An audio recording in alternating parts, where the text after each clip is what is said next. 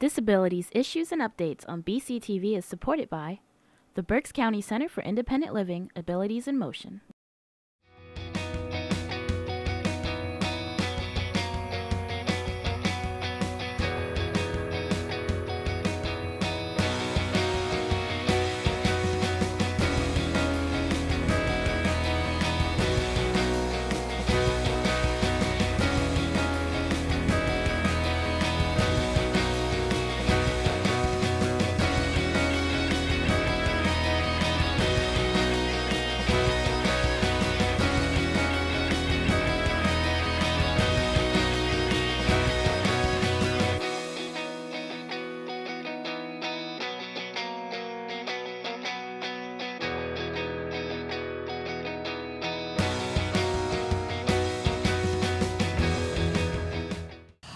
Hello and welcome. My name is Teresa Faulkner and I am your host for the ADA celebration here at the Inn at Reading.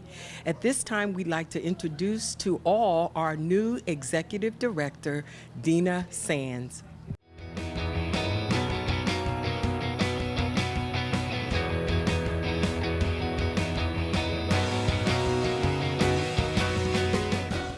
Well, it's very important for the community and the business community, just the community at large, to get to know AIM a little bit better, what we do, who we do it for, and the more we can come together as a community, as a family, the better we can serve our constituents, the better we can do what we've been doing for many years. We're providing services in over 30 counties and a variety of services, and they're not as well known as they should be. So today was a great way to celebrate the ADA and its anniversary of 27 years of allowing people to know that they matter and allowing people to know that everyone is entitled to independence and freedom of choice and the freedom to live the life that they choose to live. So we're not only celebrating that, but we're informing the community that we're here. We've been here for a long time. We're going to continue to be here, and we're going to continue to provide the services that we've always provided, and it's available for anyone who needs it. Thank you.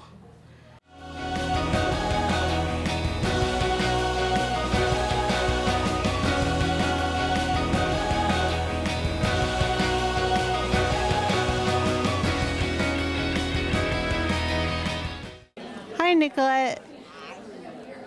I love your artwork. This little cat here with the pink nose is so cute. Arts.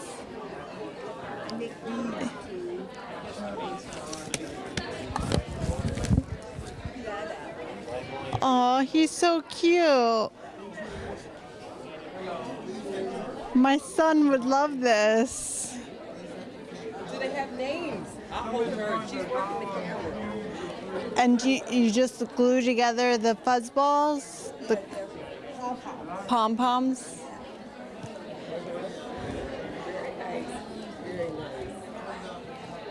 Do you give them names? Well, the people I sell them to, they got it. They okay. Very nice. Thank you so much. And did you make this hat? You colored it? Yes, I did. I used gel pen. This is all gel pen I colored.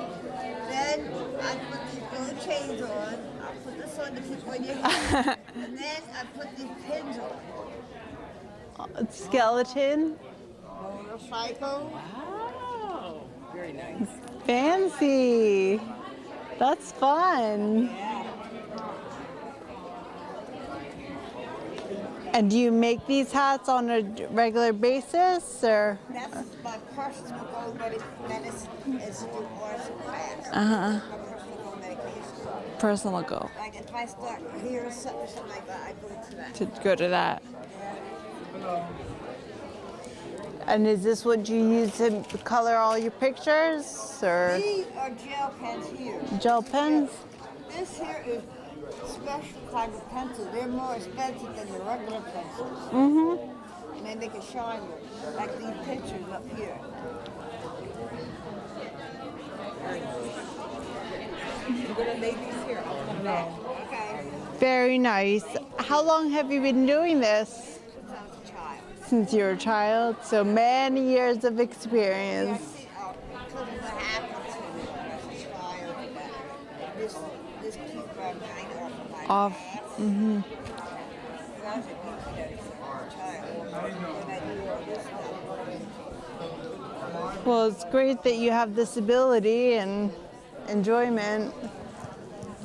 Thank you for sharing your artwork and have a fabulous day. Thank you, Nicolette. Thank you so much. That was wonderful. Wonderful. Thank you so much. We're going to lay those here, and we'll be back.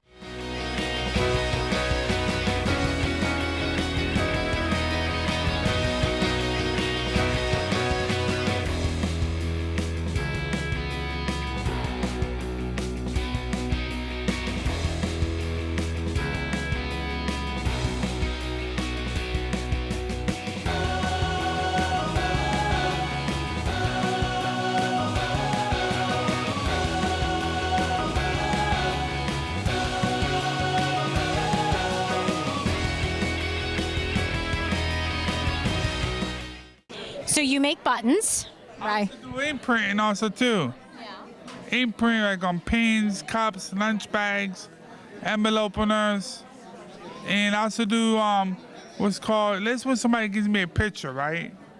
And they want to the picture blew up on a piece of lamination. I transfer the paper into the photo, and I laminate it, and basically got like a nice shiny picture with lamination on it. And that's the whole background of the picture. That's a really great job. And what do you like about making buttons the most? Not only about making, but I could do different creative things. Like sometimes somebody sends me like a picture, and they want 100 buttons with a picture on them with text. I gotta take my time. I don't do the designing work. My job codes do the designing work. I only do all the labor work. And basically what it is, I ain't bitching and paying one eye. I walk with a walking stick. Or that don't stop me from my vision that one day to own a printing store. That's one I want to have. I want to work outside of my house. So that's your dream, to be independent.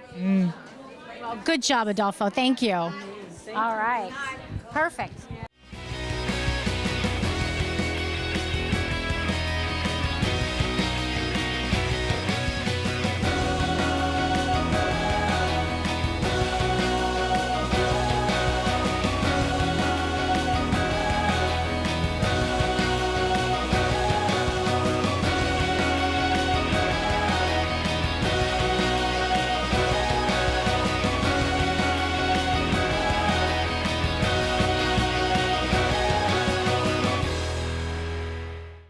So you make jewelry. How long have you been making jewelry?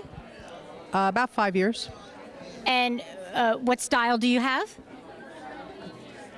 Anything and everything. Mostly the Swarovski crystals. That's hard to say, but mostly crystals. Where do you get your beads and jewelry from? On the internet. Certain sites. And how long have you been doing this? You said your whole life, right? I've been doing it about 5 years, off and on, but I did start more the jewelry. I started 5 years ago, and then the quilting has been more like 10 years. Tell me about these two pieces over here. The strength is crocheted, and that took me 10 months of football practices. While my son was practicing football, I did that. And the bottom one is a quilt, just a wall hanging that I have in my home. And why did you decide to be a part of our first art show here? I didn't know about it, but somebody brought it to my attention, and my friend, and she said, you really should show your stuff because it's very pretty, and I thought I'd give it a shot. So I'm proud of what I did. So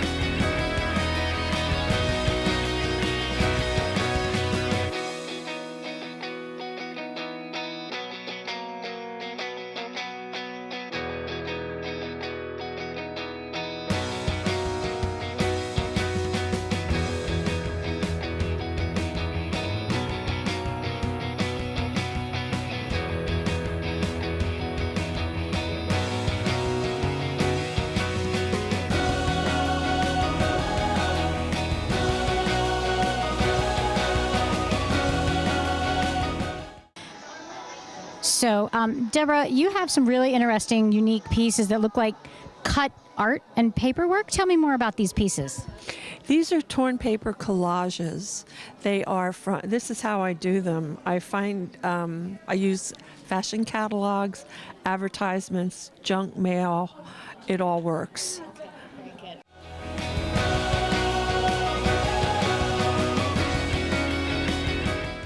Okay, so you have this really huge piece behind us, and I see you have a smaller version of it here. Tell me a little bit more about this piece and what the story is of it.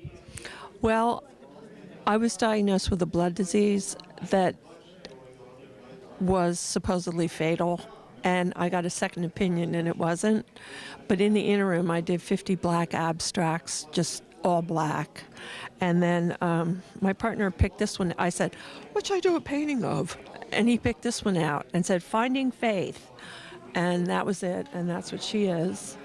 And changed it, but that's basically what it is. It's like meeting God. How did you get into something, these collages that are so very unique and colorful? Honestly, I don't know.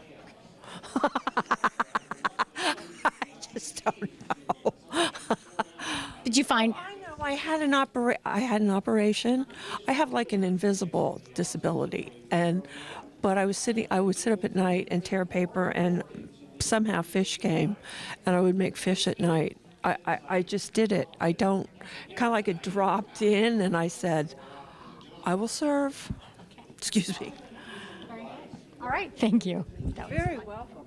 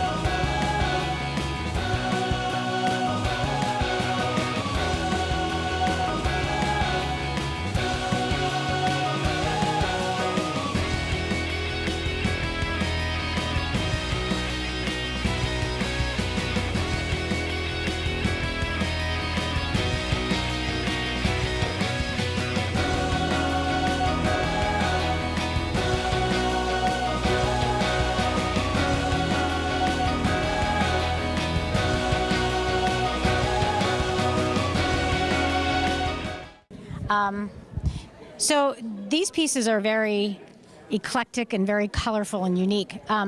Tell me, how long have you been doing them, and what medium do you use? I started doing them 10 years ago, and I make them with Sharpies, ultra fine point Sharpies, and I just make one dot at a time on a piece of paper until it's completely filled up with dots. So it forms the colorful pictures, and first I drew an outline in pencil, and then I follow along that and just fill in sections. How did you get into doing this type of medium, and does it help you focus, or you find peace in it? What does it mean to you? Yeah, it started after a skiing accident 15 years ago. I broke my neck and I lost a lot of physical ability. And I was just, before then I never made art in the least bit, even thought about art. It was like something I couldn't do, that I felt like I couldn't do anyway. And then after I got hurt, I was just searching for anything I could to find passion in again. And out of all the things, it was the way that I hold. So this is just a regular pen, not a Sharpie, but this is how it feels comfortable to hold the marker, and it just felt good making dots like that. Like I couldn't draw, or it just didn't feel right, but making one dot at a time was very peaceful, therapeutic, and at first it just started as something that to keep my attention in the moment and just focus on, and then now it's turned into the type of art that I make. Have you shown your work anywhere else? Most weekends I do art festivals. So I did the one on Arts on the Avenue, or in Lancaster, Mount Gretna, a couple places up in the Poconos. So just little art festivals around. And if somebody wants to get a hold of you to find out more about your work, where can they find you out on the internet? BriansDots.com, Facebook, Brian's Dots, pretty much Brian's Dots, wherever, yeah. Yeah. All right, thank you. Thank you. So, Tammy, you have some really beautiful pieces here. You chose birdhouses and stepping stones. How did you get into doing this? Oh, I like doing different things all the time, and since I had my stroke, I love to watch the birds, so I make them a home. You have lots of bird feeders at your house, don't you? Yes, plenty. What kind of birds do you have there that you come to see at your feeders? I have wild turkeys. They eat right out of the feeders. I have hummingbirds that come dance in the windows at me. Blue jays that love their peanuts every day. What does being able to create your art, what does it mean for you? And do you find it therapeutic? Gives me something to do with my time since I'm sitting in a chair.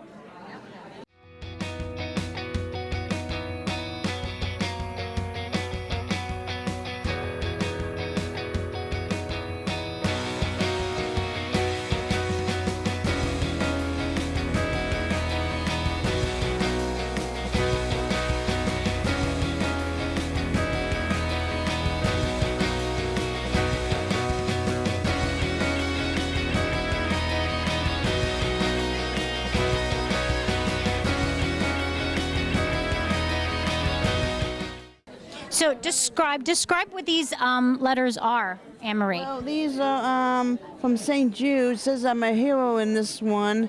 And I get thank you letters. Colleen book companies didn't want them at the time, so I just sent them to kids' hospitals, which who appreciate them. Right. And how long have you been doing these geometrics?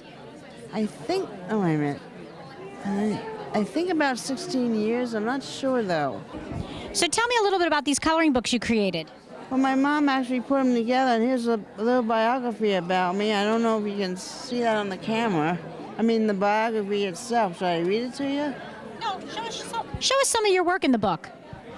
It cost $3, and I just, like I said, the ruler, and some of these, I don't know, somehow that got light on the copier. That sometimes it happens, but you can't really help that. And where do you get some of your ideas for these extraordinary patterns? It's getting from my mind. My mind just comes up with it. And copies cost much, so I just redo them. I send them to the hospitals like that. So they might get the same one, but it might be different patients, so it shouldn't matter if they get a similar drawing from before. And I see you won second prize at the Kutztown Fair. Tell me more about that great piece of work there. Well, some of them are the same, but I like to have a red ribbon because a blue ribbon makes you think sad. You know, blue, sad, and red means love, so I think of it that way. What did it mean to you when you won that award?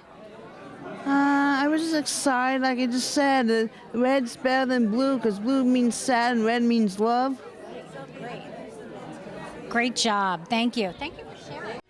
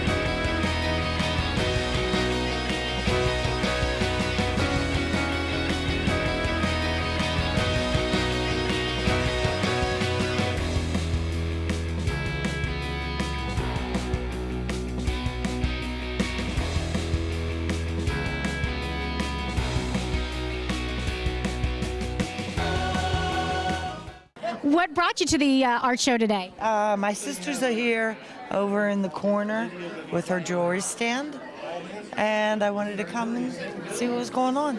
Would you come back if we did it another year? This is our first event. Absolutely. Yeah. Thank you. Enjoy your day. Thank you.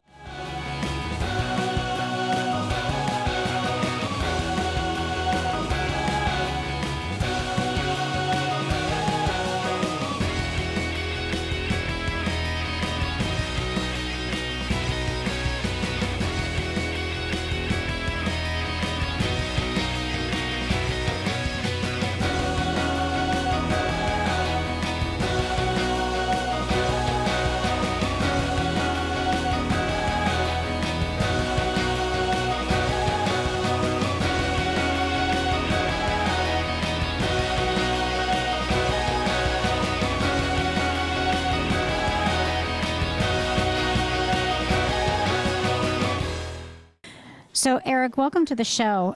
This is your first book that you wrote, is this correct? Yes, that's correct. That's my first book, and it came out March 29th this year. Tell us a little bit about the disease and what it means to you. So the disease is postural orthostatic tachycardia syndrome. For short, it goes by POTS, and it's increase in heart rate, drop in blood pressure, which causes a faint upon standing. To kind of simplify it. So, but it affected my life. I was diagnosed at 17. It changed it dramatically. I went from being an athlete to now I couldn't play sports anymore. And then I kind of off and on, I progressed and regressed throughout the past 9 years. But this past October, I collapsed in a body shop when I was working at a rental car place as a manager, which forced me to resign. And out of frustration, I kind of started to write kind of just a vent, and then I realized I could maybe make something out of it. So I reached out to other people who were suffering from what I had, and we kind of worked together, and I put this book out to try to bring awareness to the disease. What's been the response since you released the book? It's been really well received, better than I thought. I'm really appreciative of that, especially the community, getting the word out there. And I've had people look me up on social media that are also suffering from the disease and, thank me, saying thank you for bringing awareness, because they also realized they had a hard time telling people what they had of fear of being judged or them not understanding. And they're just glad that, we can work together to hopefully one day make people aware of it, and so they can feel comfortable telling people what they have. And where can people find you if they want to learn more about your book? On Amazon.com is my book's on there. I'm on social media. My website is the title of my book, www.so close to death yet so far away.weebly.com. And on that website, I have contact info. You can get in contact with me. Facebook, yeah. And I'm on LinkedIn as well. Yeah.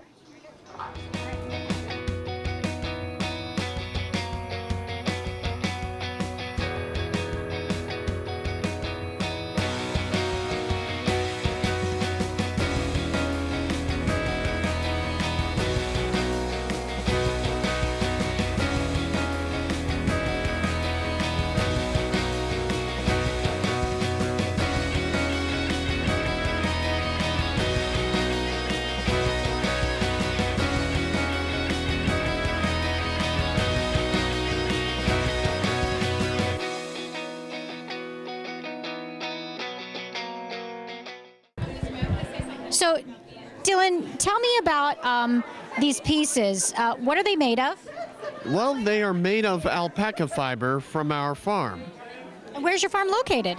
It is located at 298 Beach Road in Moton. And do you weave the alpaca fur? That is correct. I use a mechanical loom. Where do you come up with the ideas for these beautiful, different, varied patterns? Well, my dad comes up with the patterns using a computer program that prints out a grid of the scarf pattern. Do you help to color all of the scarves?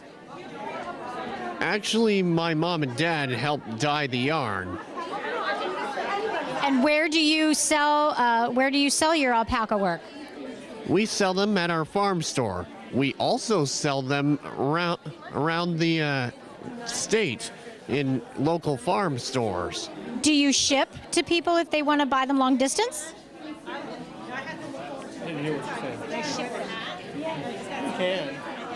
We can. What do you enjoy about making these scarves? It's that I can make something new and unique every time. And how long have you been doing this? Since about 2014. I like it. Thank you.